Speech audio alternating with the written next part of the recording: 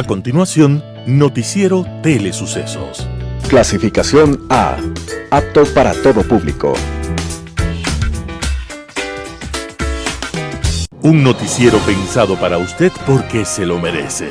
Nos acercamos a la realidad desde diferentes perspectivas. Noticiero Telesucesos. Primera parte del Noticiero Telesucesos con las noticias más importantes del día.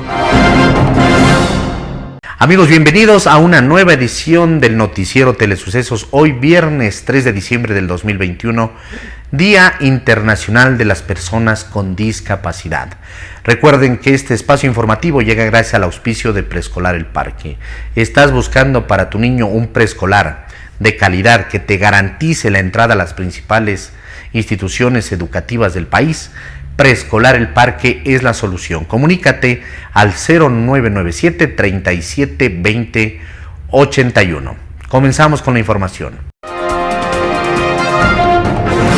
Un día como hoy. Hubo una época en la cual los humanos pensábamos que el mundo estaba hecho para alimentar nuestra soberbia y que el sol y las estrellas estaban ahí para adornar nuestra invisible pequeñez. Pero en un momento aparecieron pensadores en una y otra parte que, evitando respuestas fáciles y consoladoras, decidieron sumergirse en el mundo de las preguntas profundas. Y en Europa, en los Países Bajos, un grupo de hombres investigando con lentes descubrió que podían aumentar el poder de la visión más allá de lo que nuestros ojos nos ofrecían.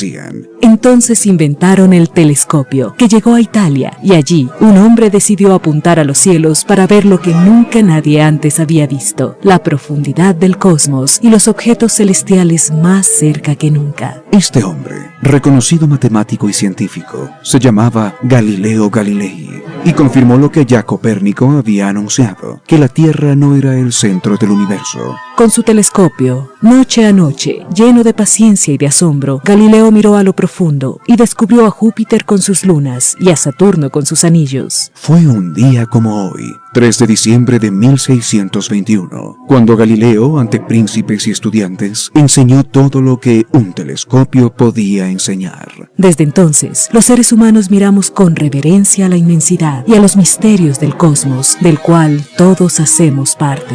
Las principales noticias del día. Titulares. Recusación presentada en contra de Fabián Favara, juez del caso Pruebas PCR, pone en cuerda floja a sus compañeros en el tribunal. Sebastián Yunda es detenido en Argentina. Se inician los trámites para traerlo a Ecuador. Corte Nacional ratifica la inocencia de Galo Lara. Comisión de Fiscalización indagará 3 contratos cuestionados.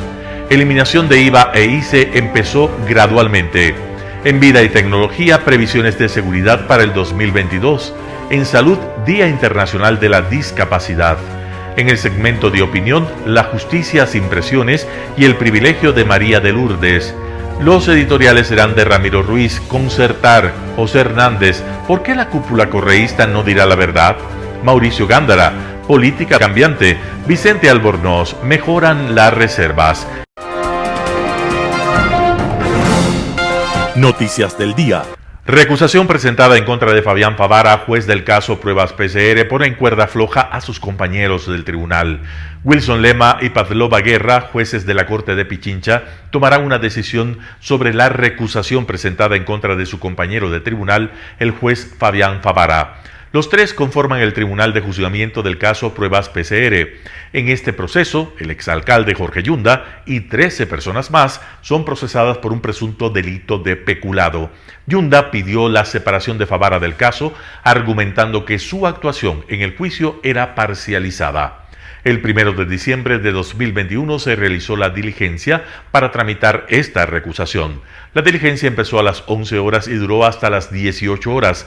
Después de esto, Lema y Guerra anunciaron que se tomarán más tiempo del que habían previsto para deliberar y convocarán a la audiencia en otro día para leer la resolución. Si Favara es separado, el caso deberá reiniciarse desde la audiencia de juicio y deberá practicarse nuevamente la prueba. Es decir, deberá repetirse todo lo practicado en los primeros 17 días del proceso en el mes de octubre. El proceso se refiere a posibles irregularidades en el contrato de $4.2 millones entre el municipio de Quito durante la gestión de Yunda y la empresa Salumed. El objeto del contrato fue la compra de 100.000 pruebas PCR para diagnóstico de COVID-19. El juicio se instaló el 29 de septiembre de 2021 y tras 15 días de audiencia, el 21 de octubre, se suspendió debido a la demanda de recusación. Sebastián Yunda es detenido en Argentina. Se inician los trámites para traerlo a Ecuador. Después de que la Interpol publicó la notificación roja en contra de Sebastián Yunda, procesado dentro de la causa por asociación ilícita e hijo del exalcalde de Quito, Jorge Yunda, el Ministerio de Gobierno del Ecuador informó que él fue ubicado y detenido en la ciudad de Buenos Aires, la capital argentina. El hijo mayor del cesado alcalde capitalino fue vinculado en septiembre pasado al caso que investiga irregularidades en la negociación de cámaras de seguridad y en la entrega de dineros por contratos públicos municipales. Él recibió la medida cautelar de presentación periódica, la cual incumplió y fue revocada por el juez de Pichincha, Máximo Ortega. En lugar de la presentación periódica y la prohibición de salida del país, se dispuso la prisión preventiva de Yunda hijo y se le sumó el pedido a la Interpol para que lo localice y lo capture a nivel internacional. Según el comunicado de prensa, el buscado por la justicia ecuatoriana fue detenido mediante la cooperación internacional de las policías de Ecuador y de Argentina. El proceso de traslado se ha iniciado, razón por la cual se prevé que llegue al país dentro de algunas semanas. A inicios de septiembre pasado, la información ubicada en el teléfono celular de Sebastián Yunda dio pie a 19 allanamientos en Quito y en Guayaquil, una vez que a 6 personas se les inició una instrucción fiscal por 90 días por el delito de asociación ilícita y días después fue vinculado al caso Sebastián Yunda y su tío César Yunda. Sobre este último, quien fue localizado por última vez en México, pesa una orden de previsión preventiva y además una difusión azul también de la Interpol. Corte Nacional ratifica la inocencia de Galo Lara. La inocencia de Galo Lara fue ratificada por un tribunal de la Corte Nacional de Justicia que revisó su sentencia. El principal argumento de los jueces fue que, semanas atrás, la misma decisión se tomó a favor de Carolina Llanos, expareja de Lara, y con las mismas pruebas presentadas, la sentencia favorable se aplicó también al ex legislador de Sociedad Patriótica. En agosto de 2011, el país se estremecía con un triple asesinato ocurrido en la provincia de Los Ríos.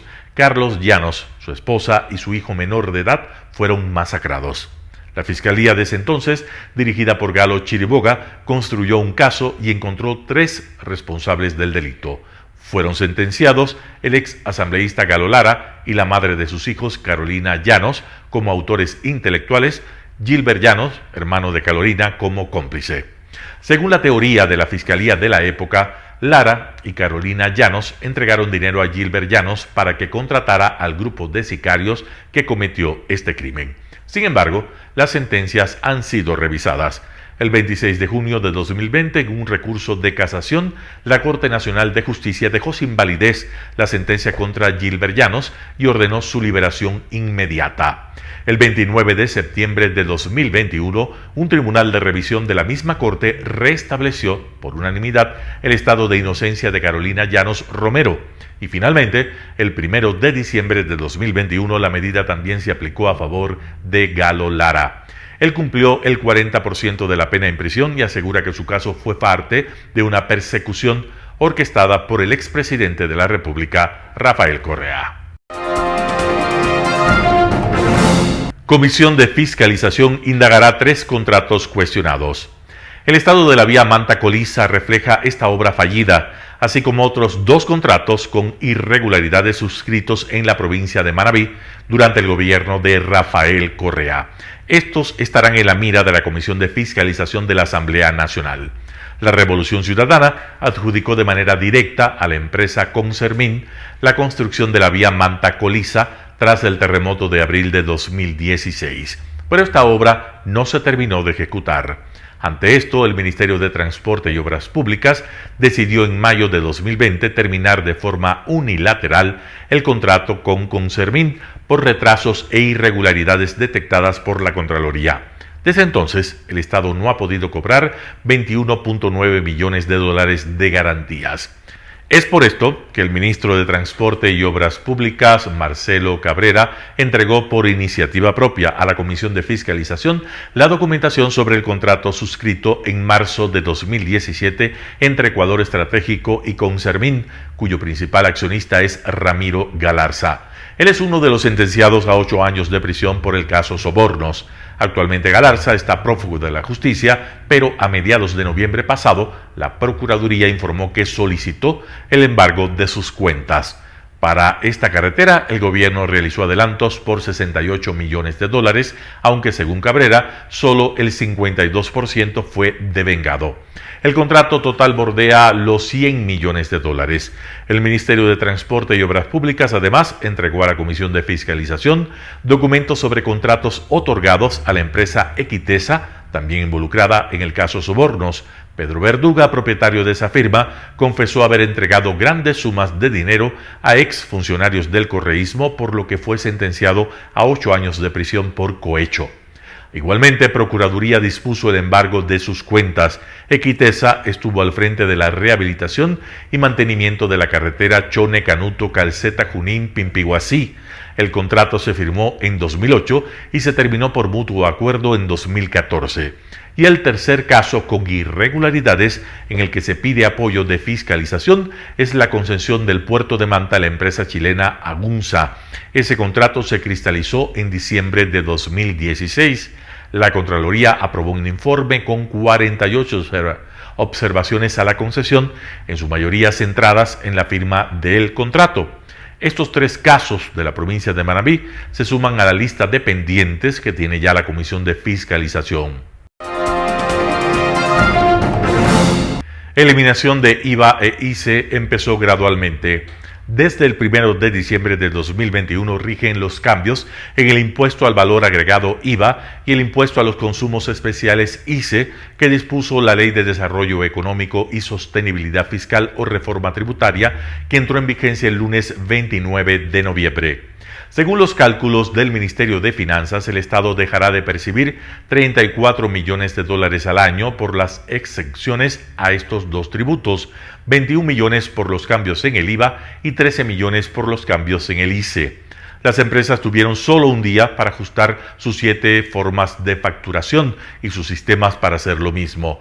El poco tiempo en la implementación de los cambios han apurado a los negocios en actualizar sus sistemas contables para poder excluir artículos del cobro del IVA. Sin embargo, esto se normalizará durante esta semana, así lo señaló Luis Naranjo, gerente de análisis económico de la Cámara de Comercio de Quito.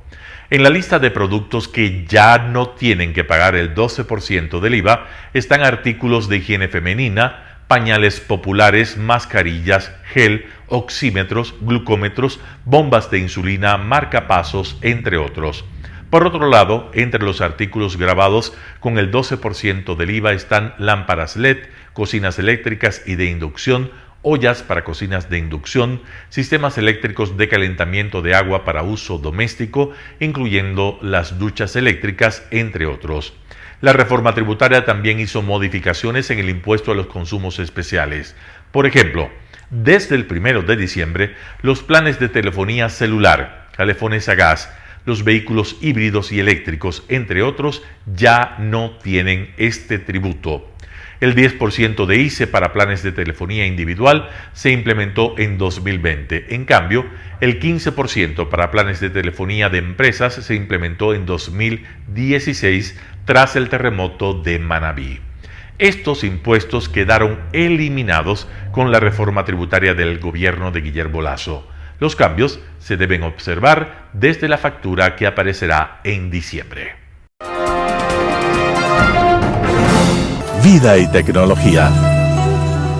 Hola amigos, gracias por estar con nosotros en este espacio para hablar de vida y tecnología.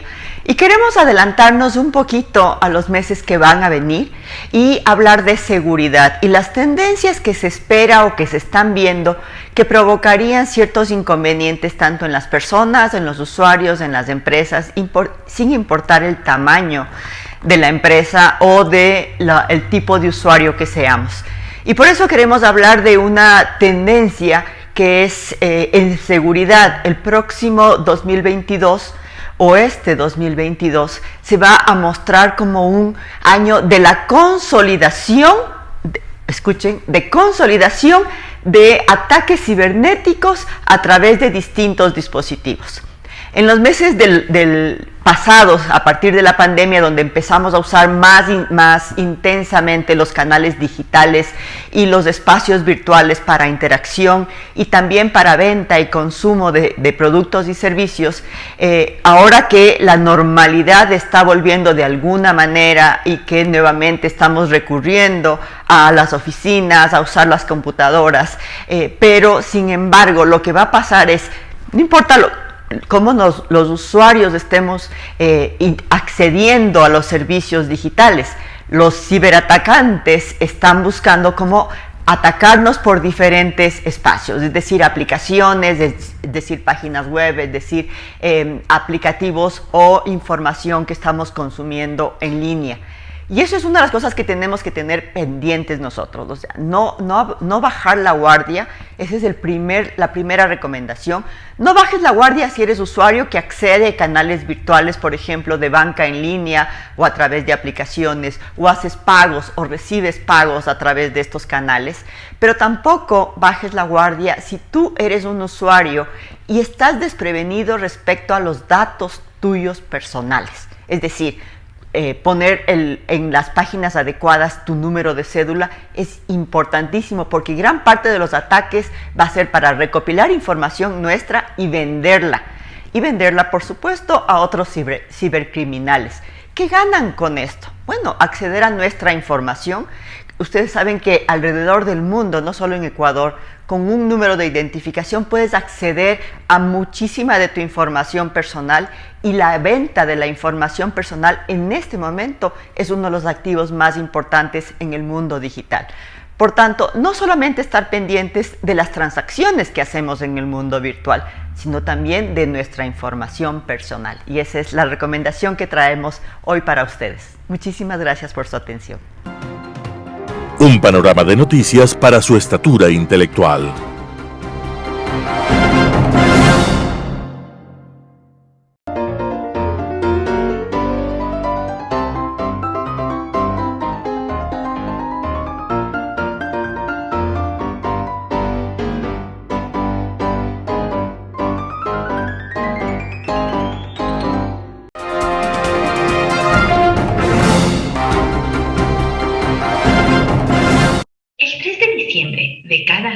Fue declarado en 1992 por la Asamblea General de las Naciones Unidas como el Día Internacional de las Personas con Discapacidad.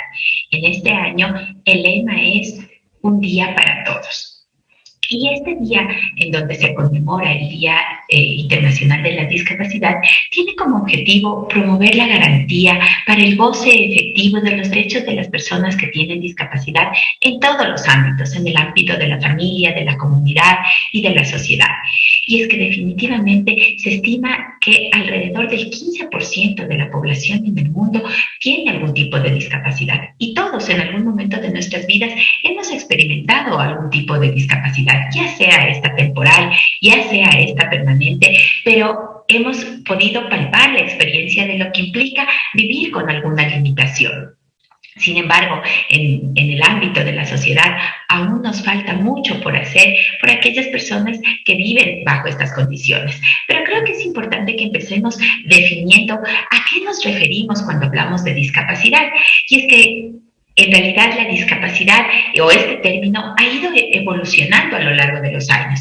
Ahora se entiende que la discapacidad es el resultado de la interacción entre aquellas personas que presentan algún tipo de deficiencia, sea esta física, sensorial o cognitiva o emocional también o psicológica, y aquellas barreras que la sociedad, el entorno o inclusive las actitudes de las personas influyen en el medio y que limitan de alguna manera que la participación de este grupo de personas sea plena y sea efectiva en el ámbito de la sociedad, garantizando la igualdad de las condiciones.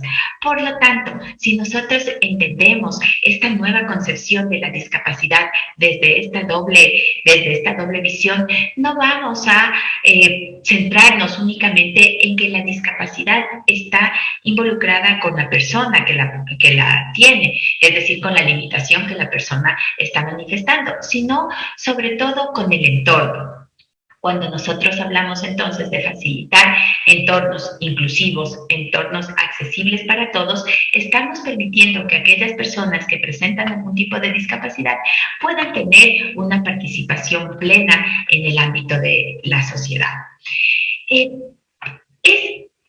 Cuando nosotros analizamos este tema de las barreras que encontramos en el ámbito educativo, tenemos que partir desde la concepción que como sociedad tenemos frente a las personas con discapacidad. Romper esa idea de que la persona con discapacidad es una persona a quien se le tenga que tener lástima, quien requiera excesivamente ayuda, quien no pueda valerse por sí misma, quien siempre vaya a estar dependiente de otra persona. Las personas con discapacidad, cualquiera sea esta su limitación, pueden y se les puede ayudar a desarrollar un grado de autonomía. En algunas va a ser esta autonomía mayor, en otras posiblemente la autonomía va a ser un poco menor, pero estamos partiendo de la dignidad de la persona, de ese sentido de autonomía, de poder decidir también sobre su vida y sobre las condiciones frente a las cuales se está enfrentando. En el ámbito educativo también es importante la sensibilización, tanto desde la institución educativa, la capacitación a los docentes y también la sensibilización a los compañeros que se van a interrelacionar con estos estudiantes para que puedan acogerlos de una manera adecuada, para que puedan integrarlos incluirlos en todas las condiciones del desarrollo escolar que esto implica, no solamente en el ámbito educativo garantizando sus aprendizajes, sino también en el ámbito de la interacción social, del desarrollo de estas habilidades que son fundamentales en la vida de una persona. La sensibilización también tiene que darse desde las familias, pues van a ser las familias quienes ayudan a desarrollar esta autodeterminación, que es un factor importantísimo en el desarrollo de las personas con discapacidad. Y también, obviamente, el Estado que garantice que estas condiciones se vayan dando en todos los ámbitos.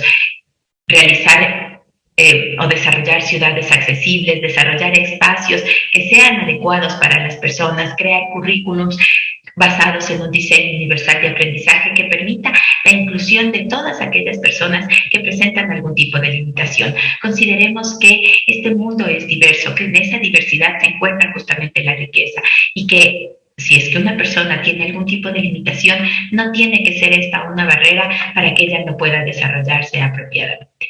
Muchas gracias. Opinión. Hola, soy Andrés Castillo Maldonado y este es el comentario de la semana. La justicia es una de las más importantes actividades que se debe llevar adelante dentro de un Estado democrático. Juan Larolguín, en sus cátedras allá, cuando éramos estudiantes de él en la universidad, nos decía que el oficio que más se acerca a la divinidad es justamente el de ser juez, porque es el que disputa con esta la administración de la justicia. Y los jueces definitivamente tienen una función primordial dentro de un Estado democrático. Cuando un Estado y una sociedad se conjugan en el marco de una justicia firme, democrática, imparcial, ciega, como aquella figura que todos conocemos de la justicia, podemos tener una sociedad que vive en paz, en armonía y sobre todo con confianza en sus instituciones. Para ello, debemos buscar permanentemente que el Estado se preocupe por no politizar la justicia y no judicializar la política, porque esa conjunción, esa mezcla, se termina convirtiendo en un cóctel demoledor para las instituciones democráticas de un país. En los últimos tiempos, desde hace unos meses para acá, hemos visto cómo el cambio de actitud en la justicia es una constante. Podemos ver con relativa calma y alegría cómo la justicia en el Ecuador va despolitizándose. Y más que despolitizándose, despartidizándose. Hace días atrás pudimos ver con emoción, particularmente yo puedo utilizar ese término, como 4 policías que habían sido juzgados y sancionados por el supuesto delito de tentativa de magnicidio en contra del expresidente de la República, Rafael Correa, en los hechos nefastos de aquel 30 de septiembre, fueron declarados inocentes. La salida, especialmente del policía Luis Guanotasic, de ahí, de las instalaciones de la Corte Nacional de Justicia, evidencian todo el desfogue de frustración e indignación que él pudo haber tenido durante todo este tiempo que estuvo en la cárcel. La justicia no puede utilizarse jamás para atropellar a nadie. No se puede utilizar nunca para perseguir al que piensa distinto. No se puede utilizar para crear una historia que mantenga distraída a la opinión pública con respecto a los temas importantes o a los problemas de fondo que nos aquejan como sociedad. Debemos de entender que casos como los de Luis Guanotasic y sus compañeros a la larga terminan siendo un karma que quienes los ordenaron o que quienes se soslayaron o de quienes hicieron mofa de lo que sucedió con ellos tengan que ver un futuro incierto en sus vidas. La justicia no debe ser un instrumento de persecución, jamás, nunca. Así es que de aquí en adelante que ese caso quede claramente identificado como un ejemplo de lo que no debe ser la justicia en un país. Asimismo, el caso del ex asambleísta Galo Lara nos ha llenado de alegría a aquellos ciudadanos que creemos en el derecho y en la justicia como una forma práctica de llevar adelante una sociedad civilizada. El derecho y la justicia son valores fundamentales dentro de una sociedad. No podemos vivir sin justicia. La justicia tarda, a veces, no debería, pero llega. Y la semana anterior tuvimos que ver cómo también Galo Lara, otro de los perseguidos políticos por el gobierno del expresidente Rafael Correa, alcanzó su libertad definitiva después de que la Corte Nacional de Justicia dictara una sentencia en la cual se le declaró inocente de aquel famoso caso del asesinato en Quinsaloma. ¿Qué será de la conciencia de los ministros, jueces, peritos, testigos que forjaron información para llevar a la cárcel a una persona que su único pecado era el evidenciar los abusos del poder desde el Parlamento? La semana anterior hablábamos sobre las funciones de los asambleístas y justamente la de fiscalizar y de controlar políticamente al poder es lo que más deben hacer los asambleístas, sin temor a ser perseguidos como en el caso del señor Lara. Ahora, el caso de Galo podrá ser, sin duda, otro referente de lo que no debe pasar en la justicia ecuatoriana. Y lo que a mí particularmente me llena de alegría. En lo humano tengo que lamentarlo, ciertamente. Para todo ser humano y para todo padre de familia, cualquier conflicto con la justicia debe ser angustioso, debe ser desesperante, debe llenarle a uno de inquietudes, debe llenarle a uno de desesperación. Pero lo que tuvimos que vivir el día miércoles, en el que nos enteramos que Sebastián Yunda Yunda, hijo del ex alcalde Jorge Yunda Machado, quien está involucrado en varios casos de corrupción, quien se benefició de una medida sustitutiva a la prisión preventiva dentro de los casos que se investiga y que finalmente no cumplió con ese beneficio, fue detenido en la ciudad de Buenos Aires, Argentina, por la Interpol y obviamente tendrá que responder a la justicia por aquellos delitos que se le imputan. Cuando uno está consciente de que no tiene participación alguna en hecho delictivo que se ventila o que se juzga, lo mejor que puede hacer es presentarse ante la justicia y demostrar de cuerpo presente y a viva voz de que no tiene nada que ver en aquello. Pero si la primera salida de aquellos que están involucrados en problemas penales es fugarse, desaparecerse, no dar la cara, no participar de los procesos de juzgamiento, Esas actitudes dejan mucho que desear y evidencian que de pronto la conciencia no les permite enfrentar un error. Insisto, en lo humano tengo que lamentar, no me puedo alegrar de la desgracia de un hermano o del prójimo, no, por supuesto que no. Pero la justicia en el Ecuador tendrá que evidenciar con claridad cuál es el nivel de participación de Sebastián Yunda en los hechos que se le juzgan. Los demás, la sociedad, sí, debemos garantizarle la presunción de inocencia. Debemos garantizarle la posibilidad de defenderse en igualdad de condiciones y en momento oportuno ante autoridad competente. Se le debe garantizar la posibilidad de presentar las pruebas de descargo de las cuales él se crea asistido. Eso es de derecho, eso es de justicia. Lo que no es de derecho y lo que no es de justicia es que se pretenda burlar a la justicia, se pretenda burlar a los jueces y tribunales, no presentándose, no asistiendo o lo que es peor, desapareciendo inclusive del país para no asumir las responsabilidades que nos corresponden como ciudadanos. Una buena semana ha sido para la justicia la que acaba de concluir. Una buena semana para la ciudad de Quito ha sido la que acabó de concluir, porque hemos conmemorado un año más de la fundación de San Francisco de Quito con otro ambiente, con otro ánimo. En medio de la pandemia, sí, ciertamente, con restricciones también, pero al parecer en la ciudad se retoma esa buena predisposición, ese buen ánimo, esas ganas de festejar a la ciudad de Quito y ese ánimo de decirle siempre que viva Quito, que viva la carita de Dios. Soy Andrés Castillo Maldonado y nos vemos dentro de 8 días. Chao, gracias. Opinión. El privilegio de María de Lourdes. El Día Internacional de la Eliminación de la Violencia contra la Mujer se dice fácil. Montar un acto político sigue siendo fácil, mientras el resto del año la inercia, la desidia, la injusticia es connatural a las oficinas públicas que deben atender a mujeres, niñas y niños violentados. De acuerdo a las cifras de Fundación Aldea, en el Ecuador existe un femicidio cada 44 horas. Este año, 172 mujeres han sido asesinadas. La mitad de ellas eran madres y 161 menores han quedado en la orfandad. Cada día las llamadas de auxilio se multiplican y la violencia es más cruel. Sin embargo, las autoridades se conforman con actos conmemorativos, fotos en redes sociales y siguen sin provocar cambios estructurales para nuestra sociedad.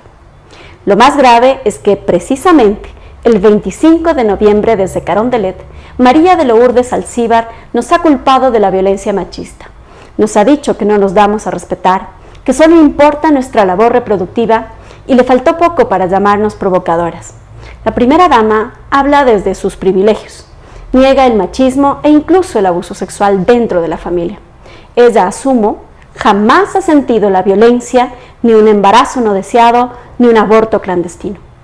Sus frases desatinadas y fuera de la realidad son una afrenta a las miles de víctimas que, violadas y ultrajadas, son obligadas a parir como castigo por permitirlo. Cada acto de violencia es la expresión de la profunda desigualdad, la exclusión y la intolerancia contra lo femenino y feminizado que ha provocado que nos impidan entrar a iglesias. En pleno siglo XXI, nuestra sociedad es una colonia llena de prejuicios y lo peligroso es que ciertos politiqueros asumen como bandera de lucha la transfobia, misoginia y discriminación. Por esta razón, hoy más que nunca, las mujeres debemos seguir luchando por un mundo equitativo e igualitario. Hoy cobran vigencia las palabras de Minerva Mirabal, una de las mariposas. Si me matan, sacaré los brazos de la tumba y seré aún más fuerte. Editorial. Concertar, editorial de Ramiro Ruiz. ¿Qué país tenemos? ¿Cómo salir de la crisis ética y moral, política y económica? La lucha por conseguir y mantener el poder ha llevado al país al retroceso y al atraso. Dirigentes políticos, movimientos y partidos quieren el poder y luchan hasta ganarlo. Y una vez arriba, otra vez, Sigue la espiral de la lucha con otros factores, aunque en el mismo espacio y con una historia común de pelear y lamentarse. Mientras el país está hundido en la pobreza, la inseguridad social, la economía débil y la falta de trabajo sin resolver. La lucha por el dominio político ha tenido lugar en todos los tiempos. Continúan los altercados milenarios por el alimento y el agua, el territorio, el mando militar, la potestad cultural. De manera similar, la disputa por el poder comienza en el hogar cuando la pareja está en constante forcejeo. No se puede vivir con esta carga, porque impide resolver problemas domésticos. La mente de los protagonistas está concentrada en líos hasta llegar a la intolerancia. La solución es dolorosa. Sin embargo, si las dos protagonistas deponen el forcejeo, se intenta la solución.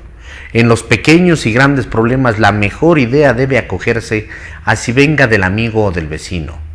De la semejante manera como ocurre en los núcleos familiares, también sucede en las sociedades. La lucha política no es un juego. Entre el egoísmo, el desprecio, la exclusión, el odio, el racismo, en fin, aquellas actitudes oscuras de los seres humanos. En Ecuador se pone imposible remover la reyerta política. La asamblea no da el brazo a torcer. Ahí están los asambleístas en busca de tretas a favor de la impunidad de los delincuentes que gobernaron por 14 años. No solo saquearon y destruyeron la economía, sino aún peor, tienen vínculos y dependencias con el narcotráfico, el lavado y la corrupción.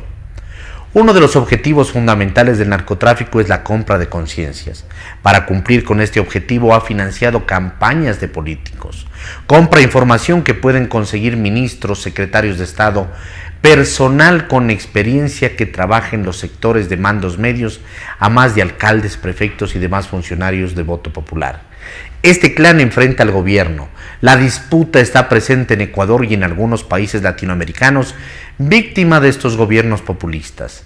Estos dirigentes aprendieron de los antiguos socialistas de Rusia y Cuba. Ahora financian a los movimientos políticos con dinero ilegal.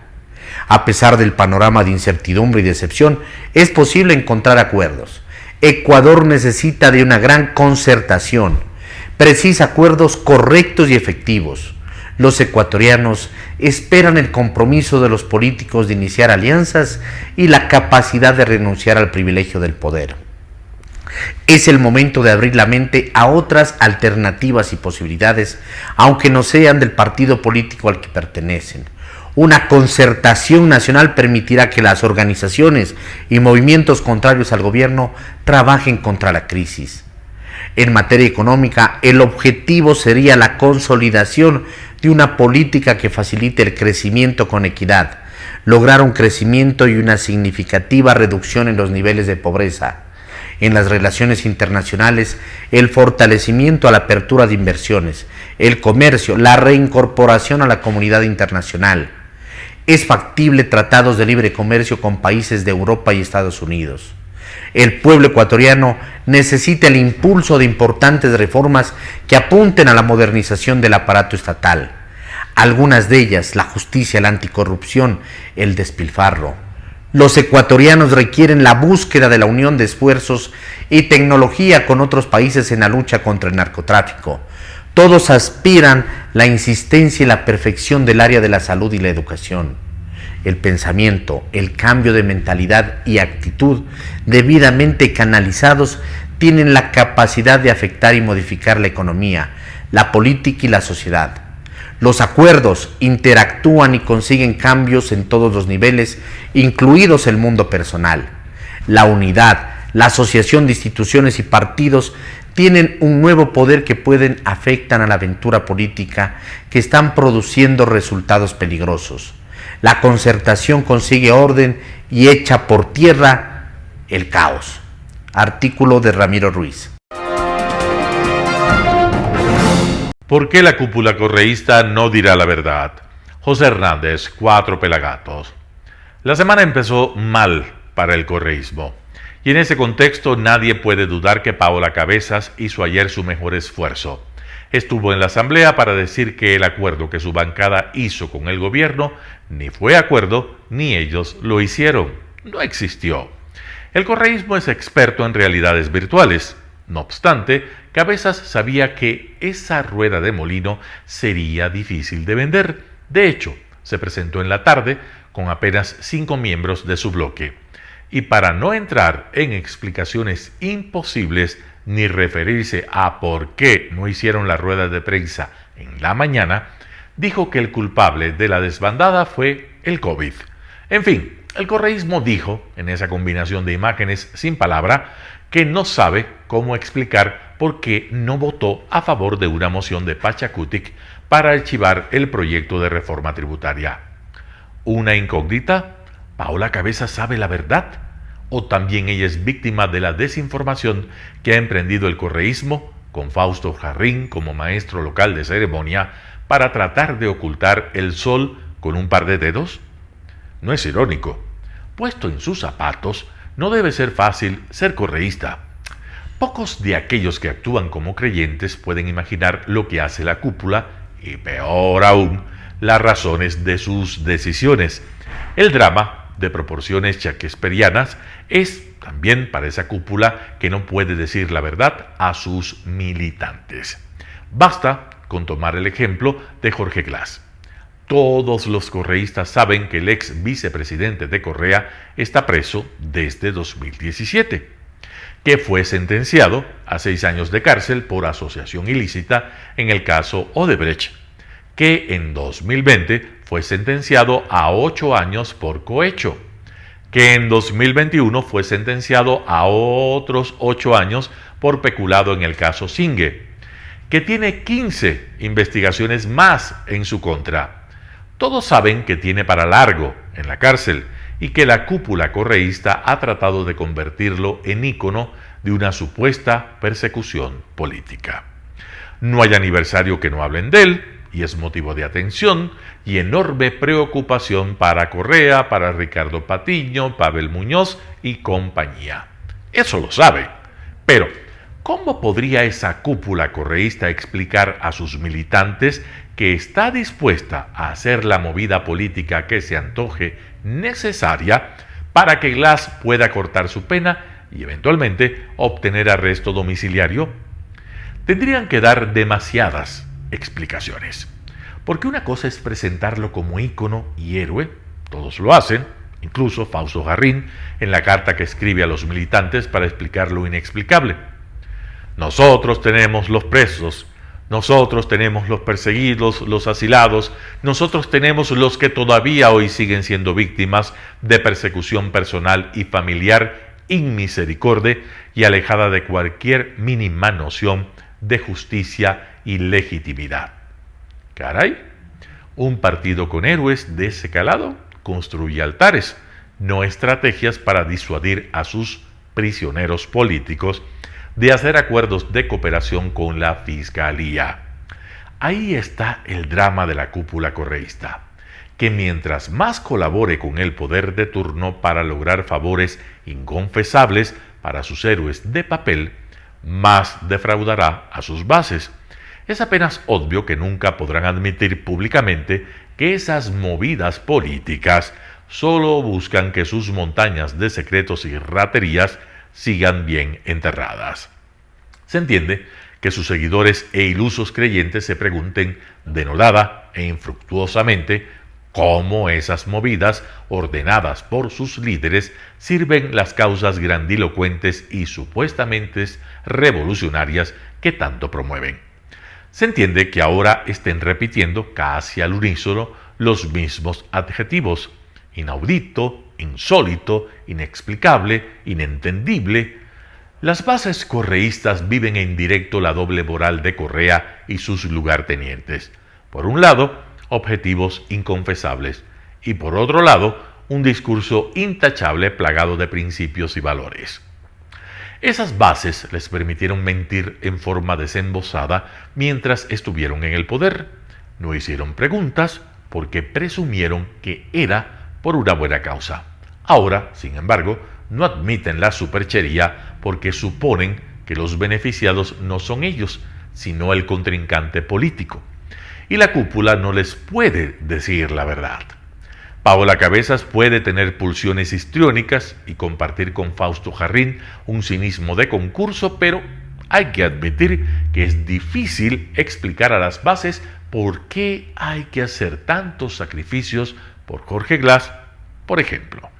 Imaginar que abra la caja de Pandora es ser capaz de pensar el apocalipsis con los ojos abiertos.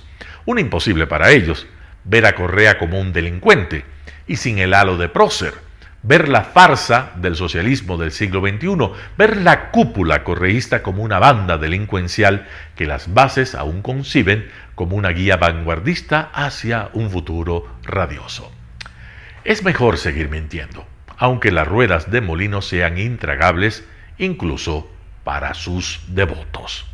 José Hernández, Cuatro Pelagatos. Política cambiante. Artículo de Mauricio Gándara publicado en diario El Universo. Esa es la tónica, la característica dominante en Latinoamérica y de la que por supuesto no escapa nuestro país. Empecemos por una rápida visión de lo que ocurre en el vecindario antes de volver a lo nuestro.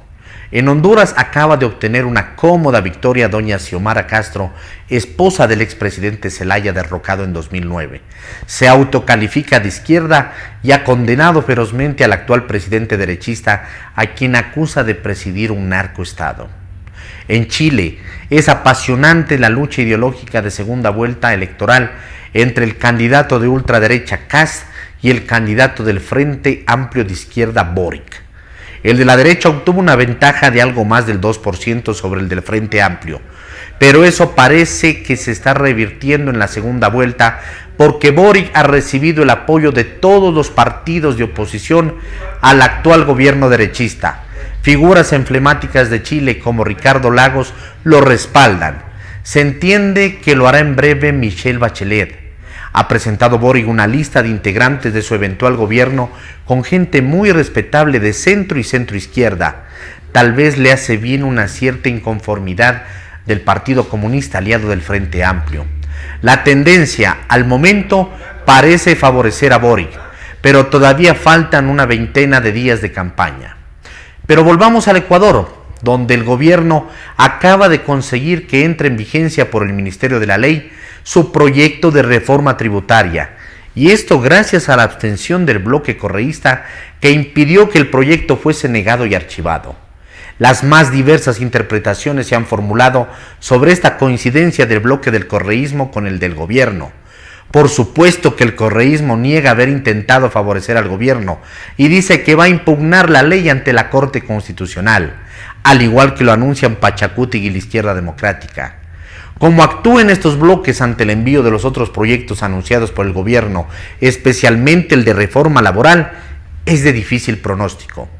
Probablemente tratarán de guardar distancias con el régimen. Al momento, podría decirse que el gobierno obtuvo una victoria muy importante para su política económica que le permitirá obtener el respaldo de los organismos internacionales de crédito como el Fondo Monetario y el Banco Mundial. Las acusaciones de un pacto entre los bloques que votaron por la abstención continuarán. Algunos pensarán que el gobierno se quedaba sin opciones de gobernabilidad si no conseguía la vigencia de su proyecto y que no le quedaba otro camino que el señalado por Maquiavelo de que el fin justifica los medios. Pero, ¿se podrá continuar así? ¿Le tocará al gobierno depender de la voluntad del correísmo o de cualquier otro bloque? Muy difícil gobernar sin una fuerza legislativa fina e importante. Con lo que ocurra próximamente, el presidente Lasso podrá convencerse de que hay que darle un nuevo rumbo al país, renovar la Asamblea y consultarle al pueblo sobre la derogatoria de la Constitución de Montecristi, que ha dado lugar a esta anarquía constitucional y política, y que quede en vigencia la del 98, actualizada a los tiempos que vivimos. Artículo de Mauricio Gándara, publicado en diario El Universo. Mejoran las reservas. Vicente Albornoz, El Comercio. Al 31 de octubre, las reservas internacionales del Banco Central del Ecuador eran de 7.550 millones de dólares. Claro, la pregunta aquí es si esa enorme cantidad de dinero es suficiente. La respuesta corta es que no es suficiente, pero para que está en un nivel mucho mejor del que teníamos hasta hace poco. La respuesta larga debería arrancar analizando cuáles son las reservas suficientes. Y todo este análisis pasa por entender el papel que juega la Reserva Internacional en una economía dolarizada. En el Ecuador, dado que el Banco Central del Ecuador no puede crear dinero, o sea, emitir, tiene que respaldar con dólares reales lo que los ecuatorianos tenemos depositado ahí. Y si usted, amigo lector, estimado oyente, indirectamente tiene dinero depositado en el Banco Central del Ecuador, aunque no lo sepa. Pero empecemos por lo pequeño. Lo primero que necesita estar respaldado son las moneditas ecuatorianas de hasta 50 centavos, que todas, sumadas, dan unos 80 millones de dólares emitidos por el Banco Central del Ecuador y que para que sigan gozando de la confianza del público tienen que estar respaldadas. Lo siguiente que hay que cubrir son los depósitos que los bancos privados y otras instituciones financieras han colocado en el Banco Central del Ecuador. Ahí está el encaje bancario y otros depósitos colocados en el central. El total de reservas bancarias en el central eran, al cierre del mes pasado, 7.900 millones de dólares. Y eso no es otra cosa que una parte de lo que el público deposita en los bancos, usted incluido.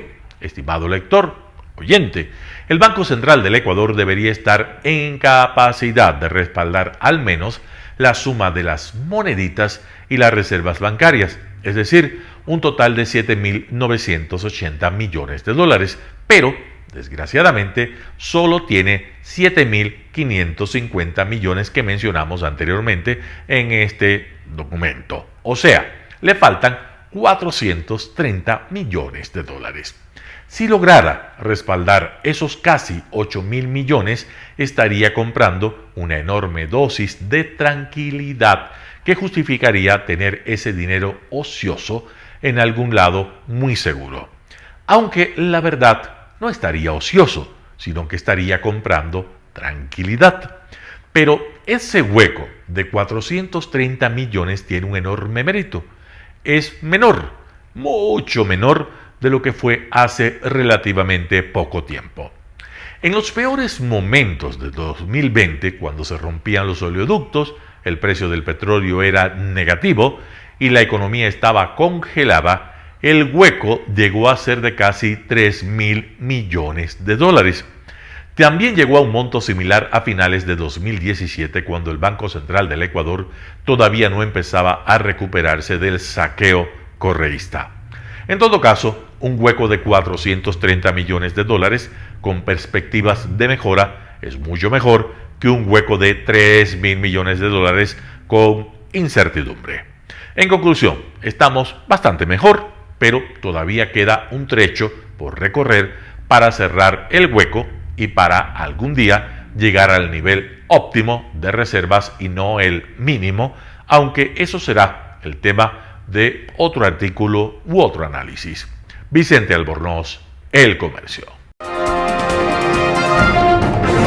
Amigos, que pasen bien, que tengan un buen fin de semana. Los esperamos el día lunes en una edición más del noticiero Telesucesos. Recuerden que nos pueden seguir en nuestras redes sociales: Facebook Telesucesos Quito, Instagram @telesucesos_, Twitter @telesucesos29, en YouTube Telesucesos HD y en www.telesucesos.net, que es nuestra página web. Este espacio informativo llegó gracias al auspicio de Preescolar El Parque. Educación garantizada, educación de calidad para tu niño. Está abierto todo el año. Puedes inscribirlo en cualquier época del año en Preescolar El Parque. Comunícate al 0997 37 20 81. Repetimos el contacto: 0997 37 20 81. Que pasen bien. Hasta la próxima.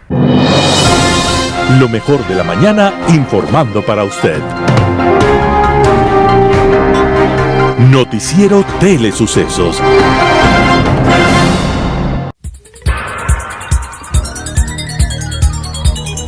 Las opiniones vertidas en este espacio por la producción y dirección del programa son de exclusiva responsabilidad de sus autores y de quienes intervienen en ellos.